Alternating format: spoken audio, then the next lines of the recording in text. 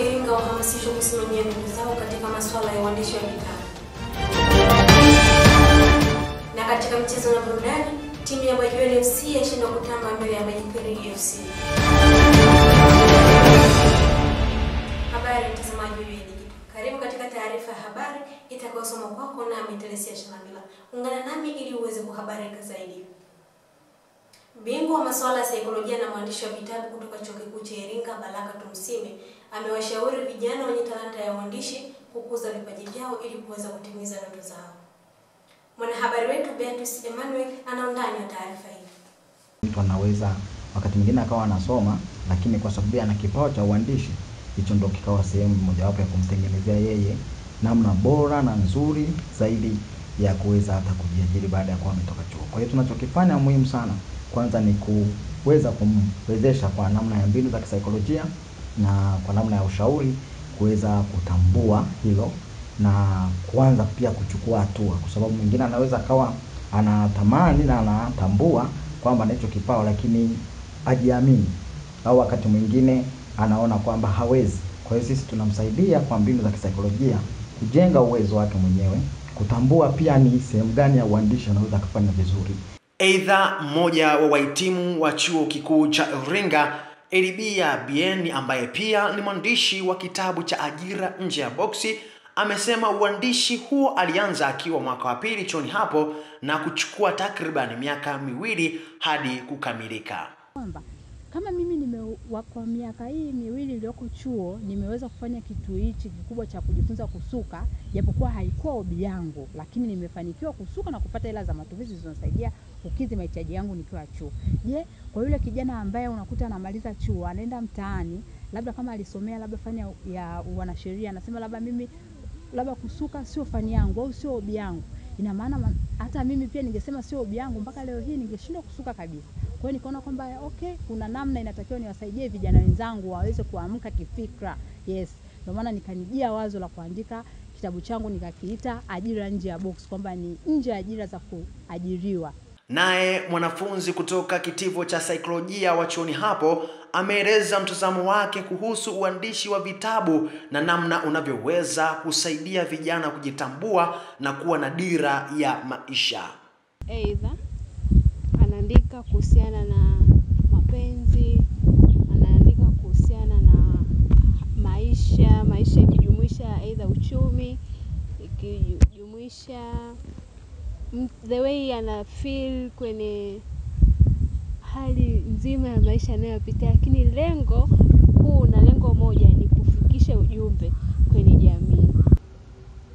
Hiyo ni elimu ambayo tumeweza kuipata kutoka kwa mwalimu, lakini pia ni mtaalamu wa kisaikolojia, lakini pia tumeweza kupata elimu kutoka kwa mwanafunzi ambaye ni mhitimu wa Chuo Kikuu cha Iringa, ambaye pia ni mwandishi wa kitabu ambacho kinaitwa Ajira Nje ya Box. Lakini pia tumeweza kupata maoni kutoka kwa mwanafunzi ambaye ameweza kuelezea na kutoa pia hisia zake juu ya uandishi wa vitabu, lakini pia elimu ambayo tumeweza kuipata kwa mwandishi ambaye pia ni mwanafunzi kutoka Chuo Kikuu cha Iringa, ameweza kuwashauri vijana kwamba wazidi kupambana kwa sababu kila kitu kinawezekana. Nikiripoti kutoka hapa katika jengo la saikolojia ndani ya Chuo Kikuu cha Iringa, mimi ni Beatrice Emmanuel wa UoI Digital.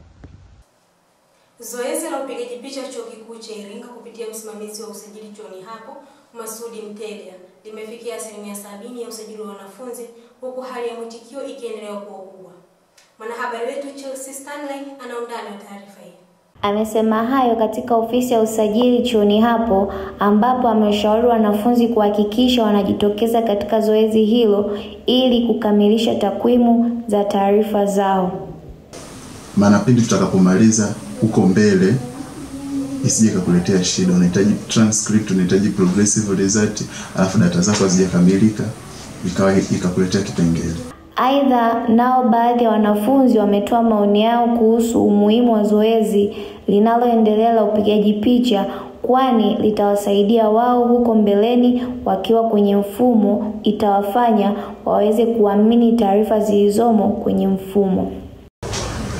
Umuhimu wa kupiga picha huko hizi ni kwa vile nini, identity ya of course, yani ukiingia hata mtu kinyo kwenye mfumo wako kukuta picha yangu kana juu zaidi ni account ya mtu fulani.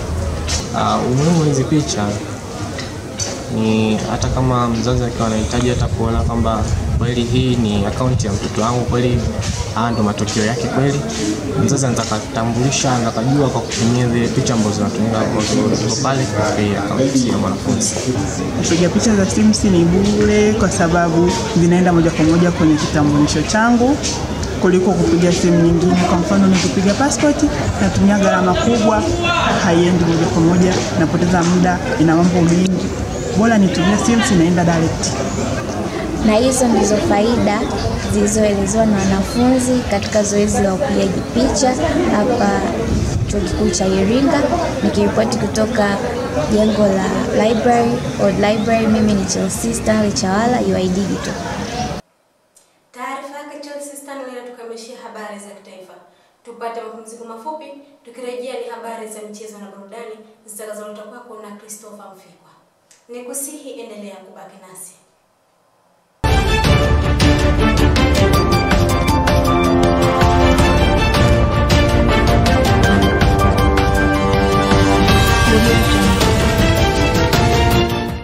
Ikiwa ni mwendelezo wa mashindano ya ligi ya Media Day, mchezo uliokutanisha timu ya Baji 3 FC dhidi ya Baji 1 FC umetamatika katika viwanja vya Kigonzile, ambapo timu ya Baji 1 FC imekubali kuchezea kipigo cha bao 2-1 kutoka kwa timu ya Baji 3 FC.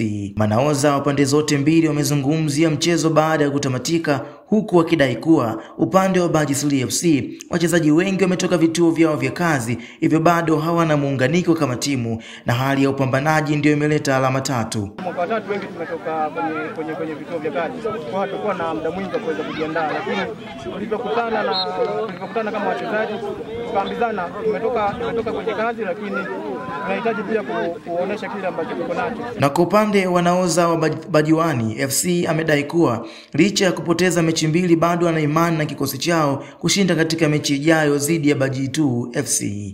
Mchezo unaofuatia ni dhidi ya Baji 2. Mimi napenda kutamka ni dabi, sababu ni dabi ambayo nafurahi nikicheza dhidi ya Baji 2. Kwa ni dabi ambayo sisi tunahitaji alama 3. Na hatuna njia nyingine ya kutokea, mlango ni mdogo, sehemu ni ndogo, sehemu nyingine ya kupitia ni sehemu ya Baji 2.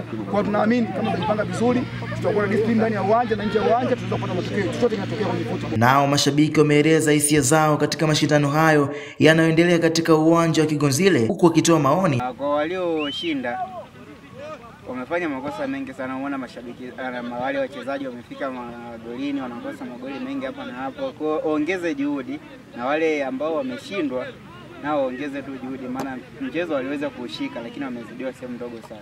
Mchezo baina ya Baji 1 na Baji 3 umemalizika katika uwanja wa Kigonzile, na Baji 3 wameweza kuondoka na ushindi wa goli 2-1 dhidi ya Baji 1. Nikiripoti kutoka uwanja wa Kigonzile, Christopher Mfikwa wa UoI Digital. Mtazamaji wa UoI Digital, kabla ya kuhitimisha taarifa ya habari, tujifunze lugha ya Kiswahili kupitia msamiati wa leo kutoka kwake Sile ya Kombe.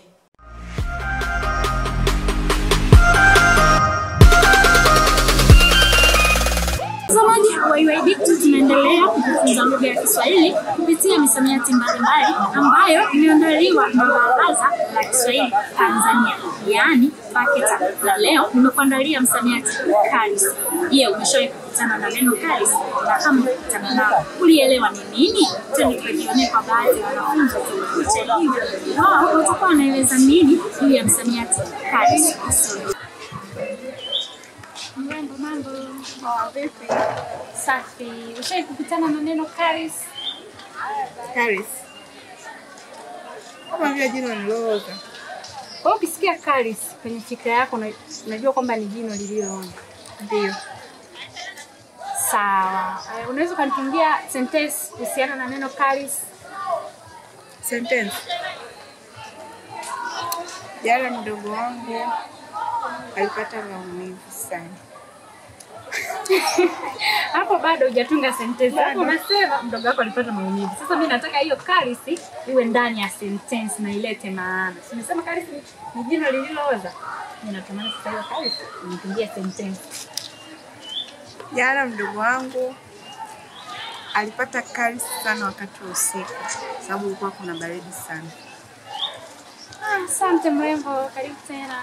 Tuwe kukutana na neno caries au ukisikia watu wanaongelea habari ya caries unaelewa nini? Sifahamu chochote. Je, nikikusaidia kwa kutunga sentensi nikasema kwamba ukipata hali ya caries ni vyema kufika hospitali kwa ajili ya matibabu zaidi. Unaelewa nini au unapata picha gani kwenye kichwa chako? Kwa muktadha wa sentensi yako, wewe umeitumia caries kama hali ya kiashiria cha ugonjwa. Ni sawa, ni ugonjwa, lakini uwezo kafikiria labda ni ugonjwa gani? Hapana, ugonjwa huwa haufikiriwi ila unafahamika. Kweli umenijibu kidaktari. Asante, nashukuru. Maji wa Dicto. Hao walikuwa ni baadhi ya wanafunzi wa Chuo Kikuu cha Iringa.